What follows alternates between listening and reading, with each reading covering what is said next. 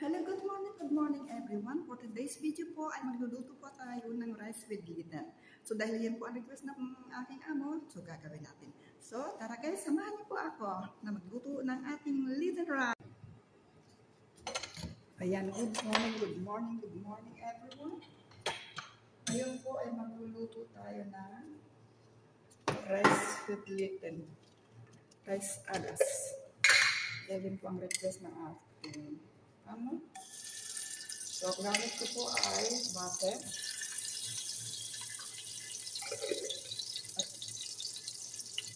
Kung walang butter, siguro tayo gumamit ng olive oil.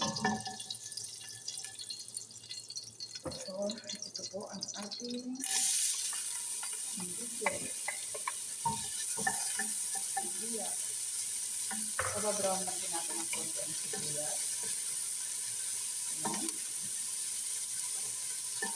Halo-halo. Halo-halo.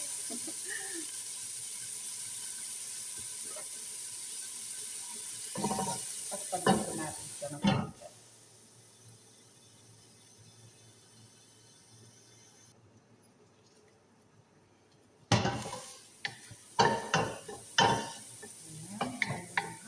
Haluin lang po natin ang haluin. Para mag-little brown ang ating onion.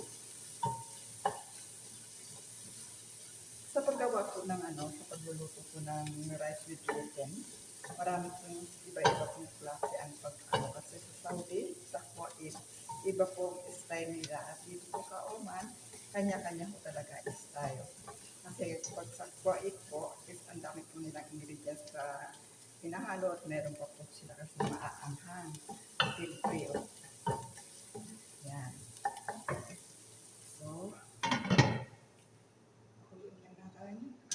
try lang natin siya ng konti.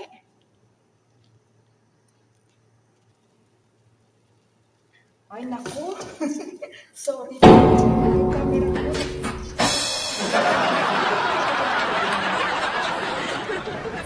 Then rice. At syempre, isinalo ko yung ating tomato. Sorry po. Kasi, akala ko po naka-on. Yung pala ko nag-stop. So, ngayon, ay natin. So, lalagyan po natin siya siyempre na salt. Ang asin po ay 1 kutsara lang. Depende po sa inyo kung maalat ang gusto nyo. Ayan. Then, siyempre, ilagyan po natin siya. Ito. Cumin. Seeds. And then, siyempre, hindi mo mawawala sa kanila ang black seeds. Ayan po. Konti-konti lang po kasi pag wala yan, nahanap po nila. Ayaw po nila kasi kumain pag wala yan. And then, coriander seeds. So, haluin po natin. Halo-halo. Then, lagyan po natin ng kurkum. 1 kutsara lang po. Yan. Konti lang para pangkakulay lang po ng konti. Yan, halo-haloin natin.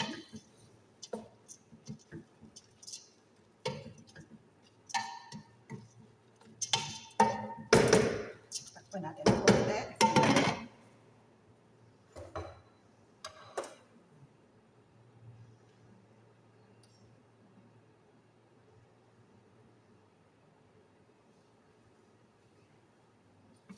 Ayan. So, nagpainit po ako ng tubig.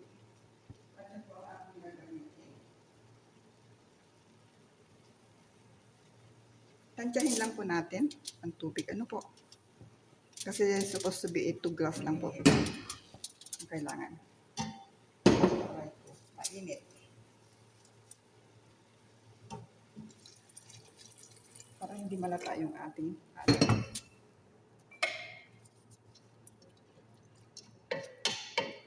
mahina po kasi yung apoy. At may problem po yung aming kalan. So, additional again. yung water. Ayan. Hayaan po natin kumulo. Takpan at hayaan natin siya kumulo. Sak natin ito. Okay. Hayaan natin ng tubig. So, ito-close po natin at hayaan lang po natin siyang kumulo.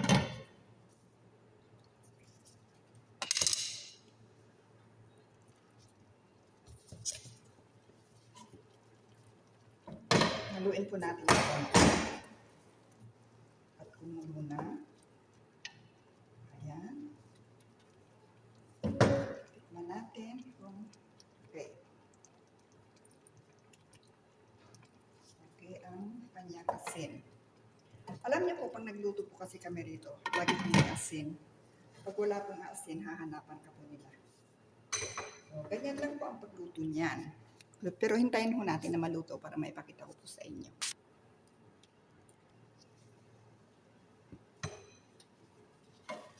So, ayan po. Umulo na at konti na lang po ang tubig. Ayan. Haluin lang natin. Pero wag po niyong haluin na kasi siyempre ang bigas po. Pag hinalo po ng hinalo, magiging parang lugaw siya. So, tatakpan po yan ang haluin po.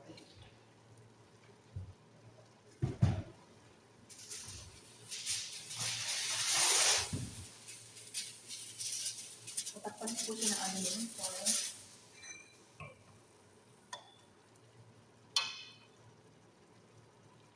Tikman natin ulit.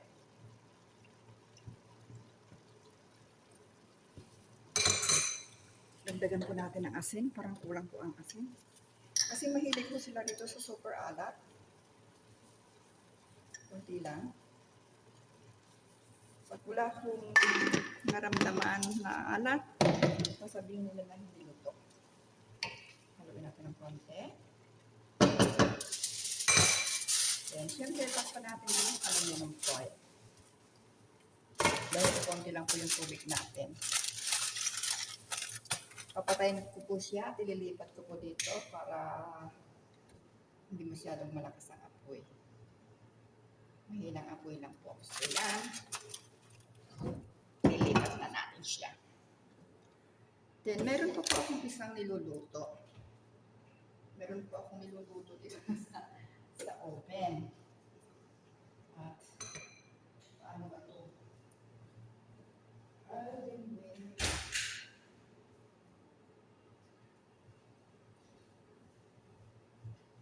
Alam niyo po yung amo kong babae kung ano-ano ang nag-isipan. At nanonood po sa YouTube kung ano-ano po ang kanyang kaiisip na ipaluto sa akin.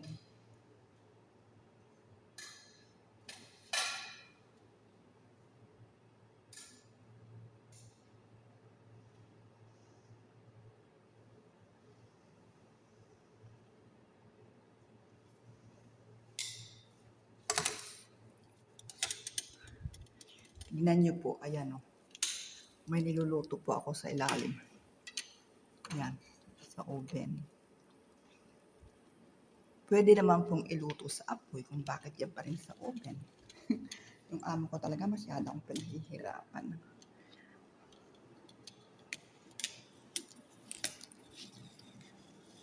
Saan sana tayo nakakarating?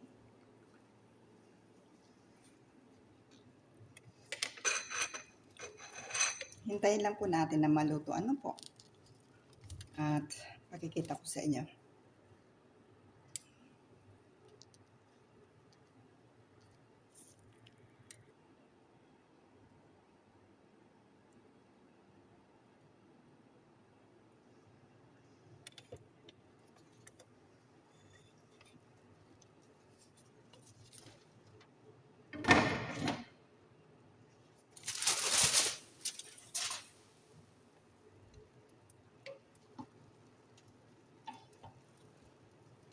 Ayan na po siya. Luto na.